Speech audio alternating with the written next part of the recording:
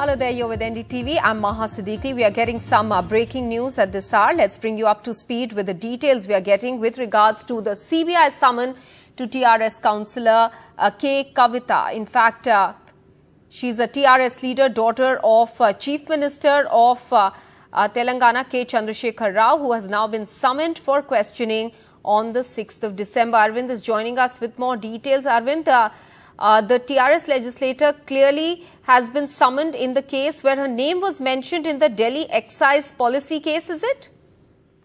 Yeah, Maha, the Central Bureau of Investigation has issued summons to Kavitha, who's also the daughter of Telangana Chief Minister and also the TRS party chief KCR. So she has been asked to appear before the agency officials on December 6th in connection with this alleged Delhi liquor scam. So the Central Bureau of Investigation has issued a CRPC 160 section notice. That is, usually such notices are issued to witnesses.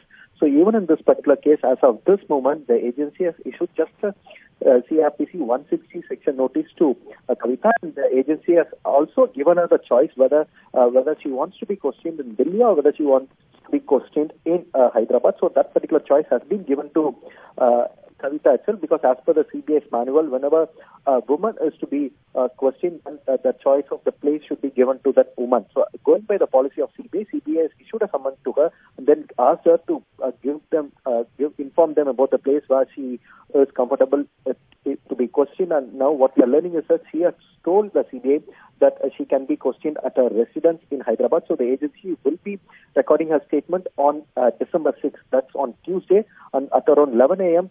a team from Delhi will go to Hyderabad to record her statement in connection with this Delhi liquor scam.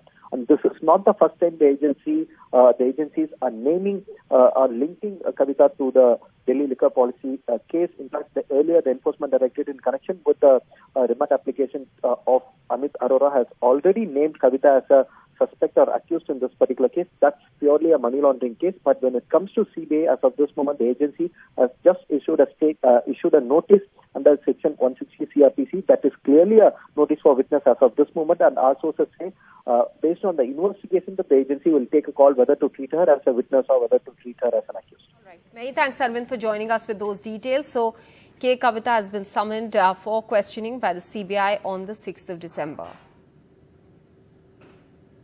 Let's move on now. The last day of campaigning for Delhi's civic body polls, high-stakes battle in Delhi that saw some of the top leaders of the BJP campaigning for the local body polls, from the BJP chief ministers to union ministers and members of parliament, all campaigning in Delhi for the BJP. Meanwhile, the Aam Aadmi Party and the BJP also extended an outreach to the resident welfare associations.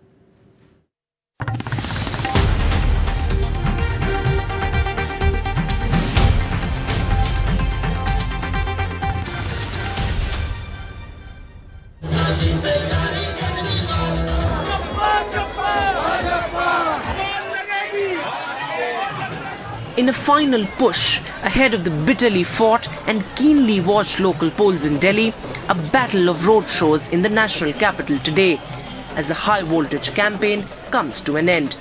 From a three-way fight in the last MCD polls to a closely contested bipolar election this time between the Aam Aadmi Party and the BJP, with the Congress largely invisible on the campaign trail. With the Prime Minister's face and central policies at the heart of its campaign, the BJP went national in its carpet bomb drive for the MCD polls, with nearly all prominent ministers on the road amid fears of anti-incumbency. PM is our poster boy. Everybody knows that. जो योजनाएं प्रधानमंत्री मोदी जी ने देश के अंदर चालू की हैं, उन योजनाओं को दिल्ली की जनता को देने के हमारे पास हैं, चीफ मिनिस्टर्स भी हैं, मिनिस्टर्स भी हैं, यूनियन मिनिस्टर्स भी हैं, और निश्चित रूप से सब पार्टी के कार्यकर्ता हैं। उन्होंने अपनी नीयत दिखा दी ना, उन्होंने बता दिया कि हम अनार्किस्ट हैं। वो यही बता रहे हैं ना कि हमको सीबीआई और ईडी दे दो तो मैं बीजेपी को जेल में डाल दूंगा। We have said in our संकल्प पत्र which came out day before yesterday, 2 साल में immediately we will bring all those garbage things down. In its bid to break the BJP's 3-term winning streak, the Aam Aadmi Party launched a string of poll promises, from claiming to solve Delhi's garbage shame to making the municipal corporation corruption-free. Bhajpa के 10 video बनाम केजरीवाल के 10 काम। जनता को तय करना है कि वो उनको भाजपा के 10 वीडियो चाहिए या केजरीवाल के 10 काम चाहिए, केजरीवाल की 10 गारंटी चाहिए। In sharp contrast to the BJP's centralized poll campaign, the Aam Aadmi Party's election narrative was defined by a strong local outreach. तो इस RWA का ये जो इतना एरिया है, वहां पे आप काउंसलर बन गए कि जनता को सीधे गवर्नेंस के अंदर इंक्लूड किया जाए। To match the BJP's well-oiled election machinery, Kejriwal was seen doing the balancing act between his campaigns in Gujarat and Delhi. With both crucial elections, battles of prestige for the Aam Aadmi Party coinciding with each other. Assessment वही है, 230 सीटों पर आम आदमी party जीत रही है इस बार नगर निगम में। 4th of December will be a culmination of this high voltage, high stakes campaign that we saw unfold in the national capital. For the BJP and the Aam Aadmi Party, both, it's a prestige battle. Tall poll promises and heavy campaigning on the ground, but it remains to be seen how Delhi votes on the 4th of December. In New Delhi with camera person Ashok Mahale, Vedant for NDTV.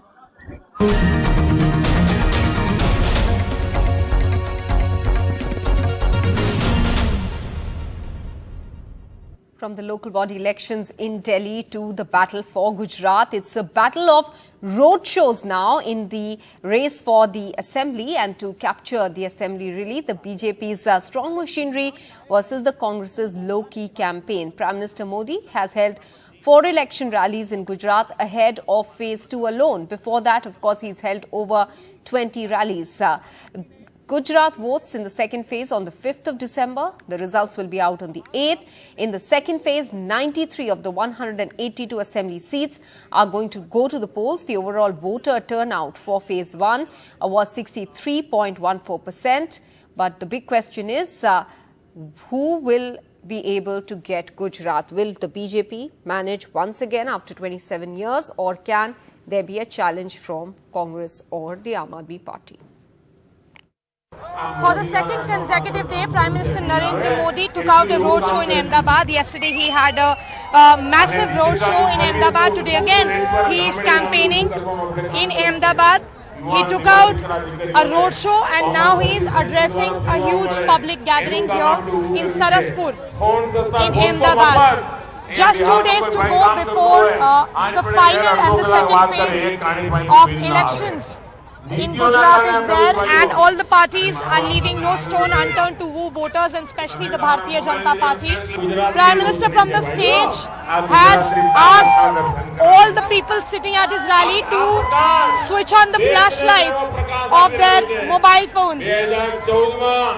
And now Prime Minister himself, not leaving it to chance, is urging voters on the ground to come out in large numbers and vote for the Bharatiya Janata Party. But I'll also request the camera person to show you that at the backside, even while Prime Minister is speaking, at the backside, most of the chairs are lying empty.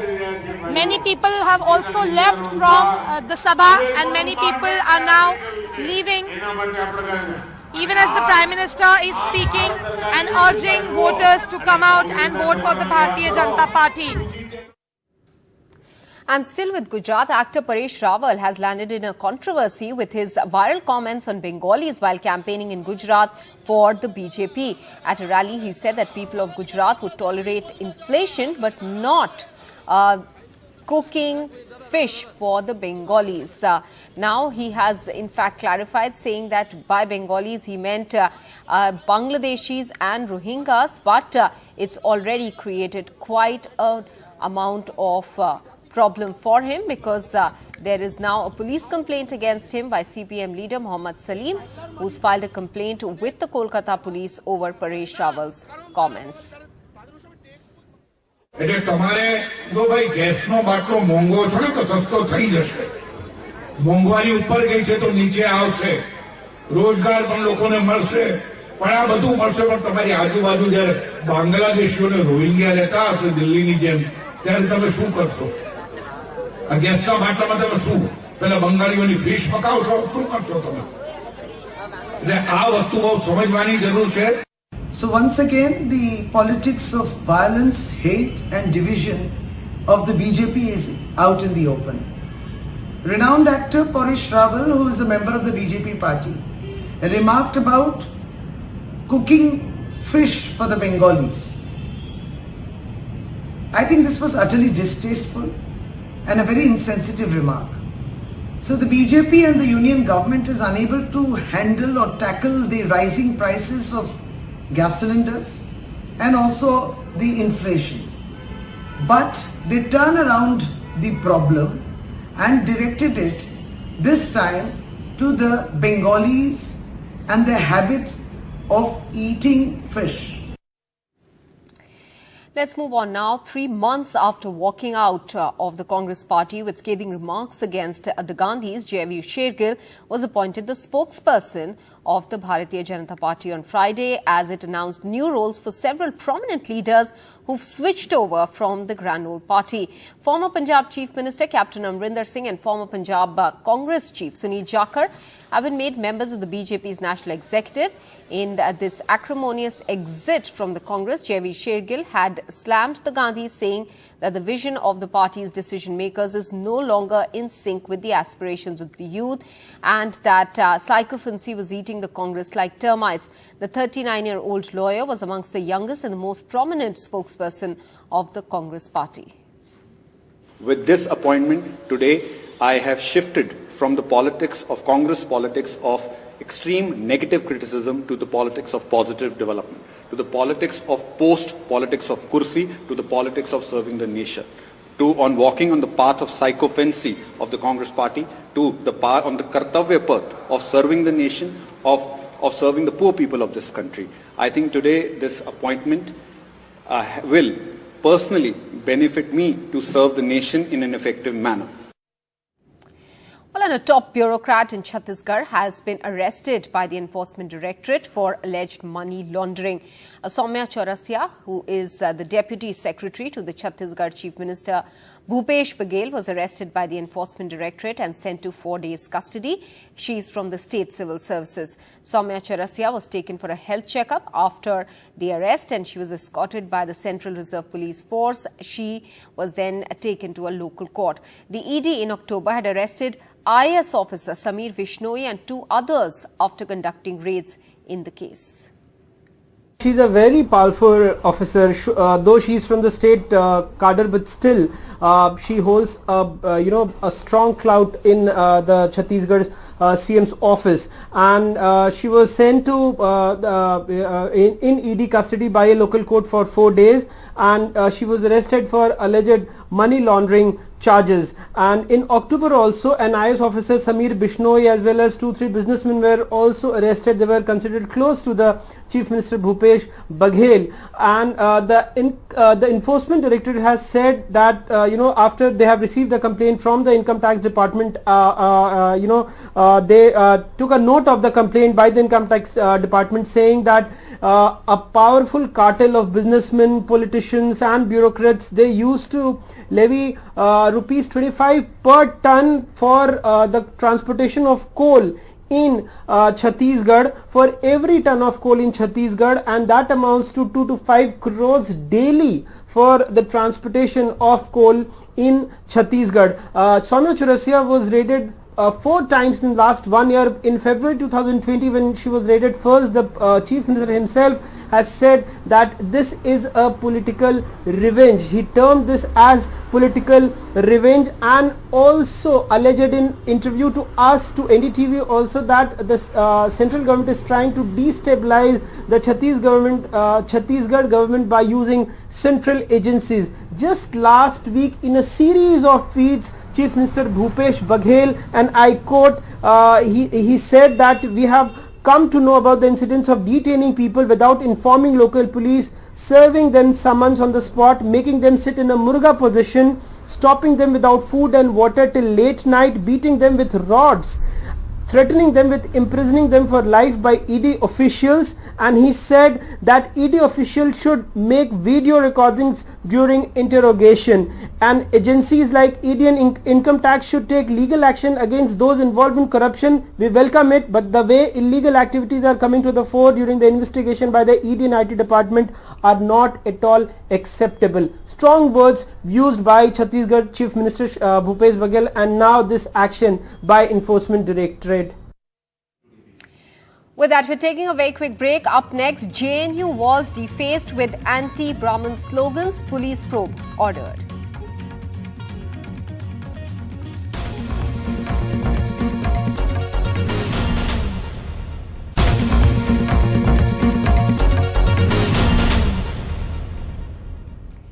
Welcome back. Now, several walls and faculty rooms at Delhi's Jawaharlal Nehru University were defaced with slogans against the Brahmin and the Banya community, photos of which were shared on social media, triggering a row. The Vice-Chancellor of JNU in a statement has condemned the incident and said that a probe has been ordered into the incident.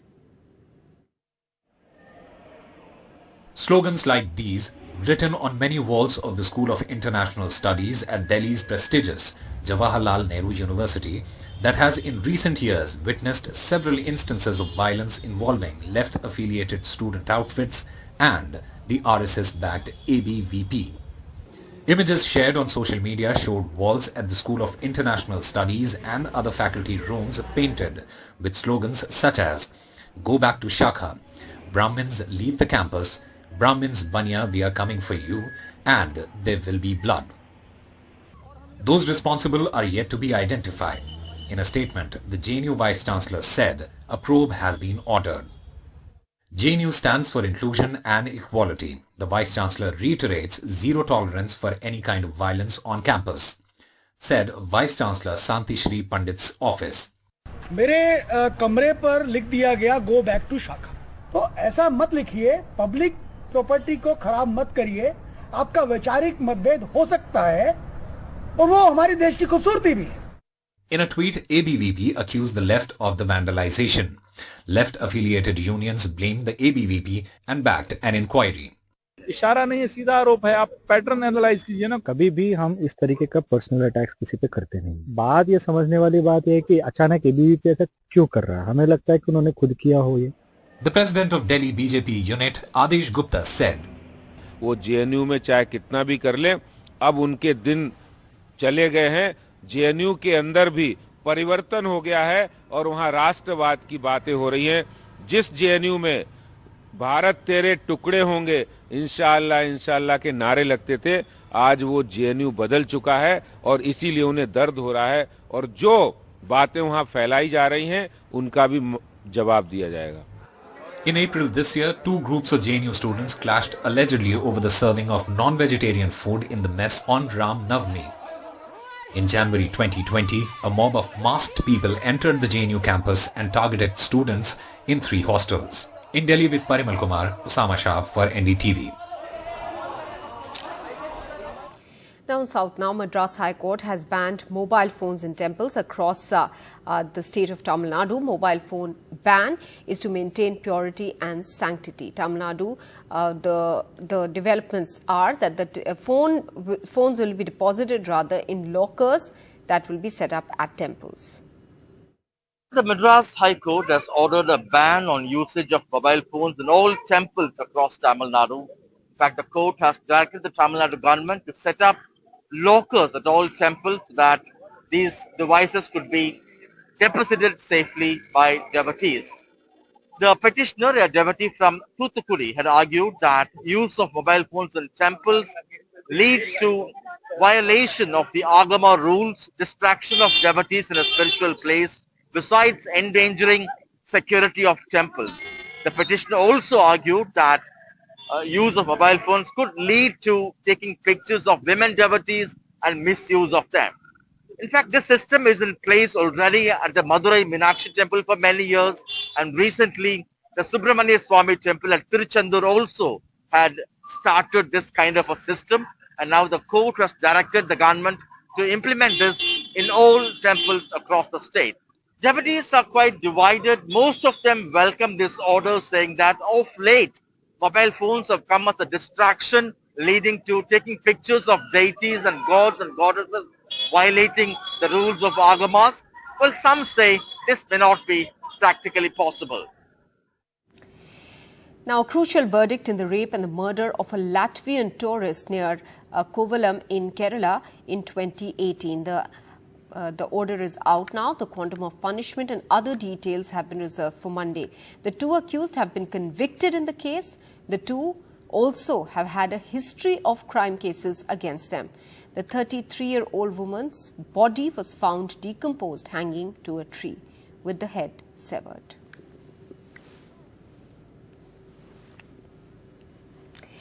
Top US diplomat in India has told off China on its objection over the military exercise Yudh Abhyas in Oli in Uttarakhand. Ambassador Elizabeth Jones said that it's none of China's business, while indicating towards India's stand on the issue. The Ministry of External Affairs spokesperson had yesterday said that India gives the right, no right rather, of veto to any third country on who it conducts a military exercise with. Meanwhile, on the issue of the communal hate, the political rhetoric during election campaign, she said that the issue is discussed perpetually with India. It has been raised in the past and they will continue to do so. The ease of the relationship allows US to raise both easy and difficult issues with India.